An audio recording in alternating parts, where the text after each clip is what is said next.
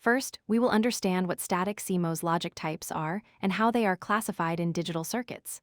Next, we will study the pull-up network, which uses PMOS transistors and how it affects output voltage. Then, we will look at the pull-down network using NMOS transistors and how it discharges the output. After that, we will explore the push-pull configuration and how it ensures stable and complementary switching. Finally, we will understand how transistors charge and discharge the load capacitor in CMOS circuits. We will also learn how logic functions are built using series and parallel transistor connections. Specifically, we will see how NMOS uses series connections for AND logic and parallel for OR logic. Then, we will study how PMOS follows De Morgan's rules and forms complementary networks.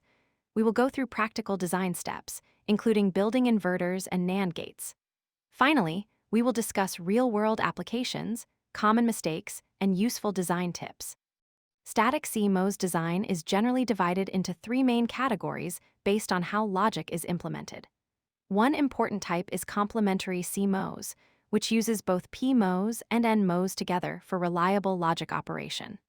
Another type is ratio logic, such as pseudo-NMOS and DCVS, where current ratios play a key role. Pass transistor logic works by using transistors like switches to pass signals efficiently.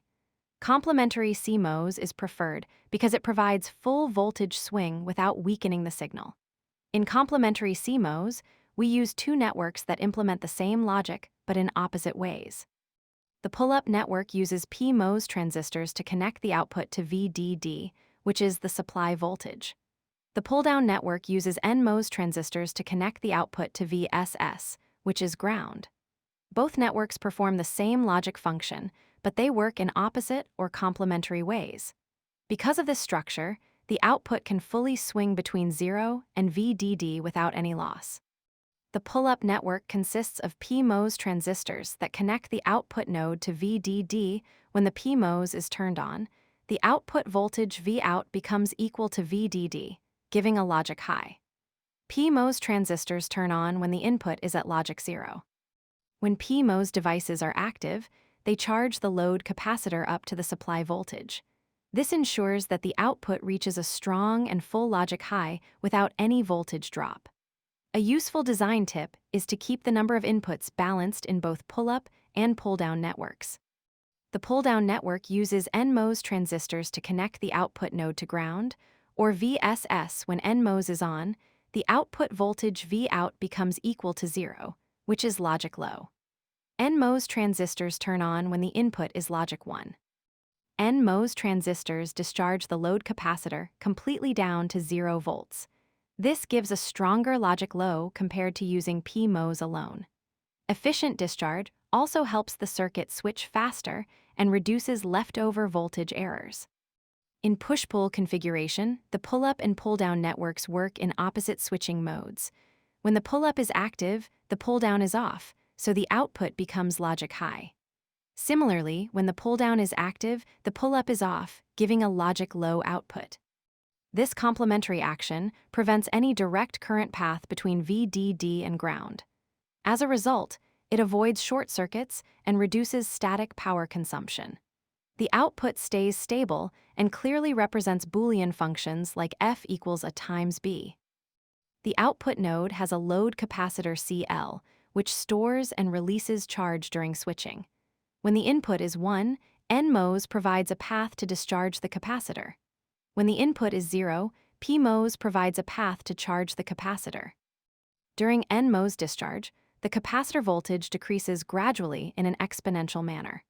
The output voltage is described by this equation. Vout of T equals VDD times e to the power of minus T over R on times CL. Eventually, the capacitor fully discharges and the output reaches 0 volts. When PMOS charges the capacitor, the voltage increases from 0 up to VDD. However, NMOS charging or PMOS discharging can stop at V threshold or VDD minus V threshold. Complementary CMOS avoids this problem and ensures a full voltage swing. A common mistake is ignoring threshold voltage drops, which leads to weak and slow signals. The logic function depends on how transistors are connected in series or parallel. The same input signals are applied to both pull-up and pull-down networks.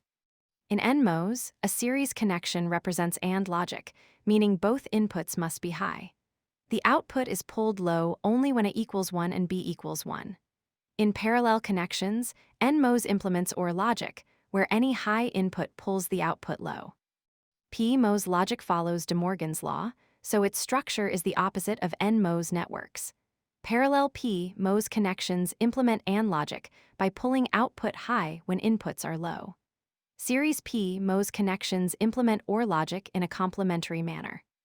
A NAND gate is built using parallel PMOS transistors and series NMOS transistors. In general, any Boolean logic function can be created using complementary transistor networks. A helpful tip is to start from the truth table and then design the pull-up and pull-down networks. First, draw a PMOS transistor with its source connected to VDD and drain to the output.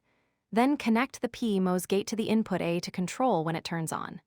Next, draw an NMOS transistor with its source connected to ground and drain to the output. Finally, connect the NMOS gate to the same input A to control the pull-down action. When it equals 0, the PMOS turns on and NMOS turns off, so Vout equals VDD when it equals 1, the NMOS turns on and PMOS turns off, so Vout equals 0. You can add a load capacitor, CL equals 10 picofarads, to observe voltage changes using an oscilloscope. If the pull-up and pull-down networks are not matched, it can lead to unwanted power consumption. Using too many series transistors increases resistance and slows down the switching speed. Always size transistors properly so that rise and fall times remain balanced. Use simulation tools like SPICE or LT-SPICE to verify circuit behavior accurately. You can extend the inverter design to build NAND and NOR gates by modifying the networks. CMOS logic is widely used in CPUs because it offers low power consumption and strong noise immunity.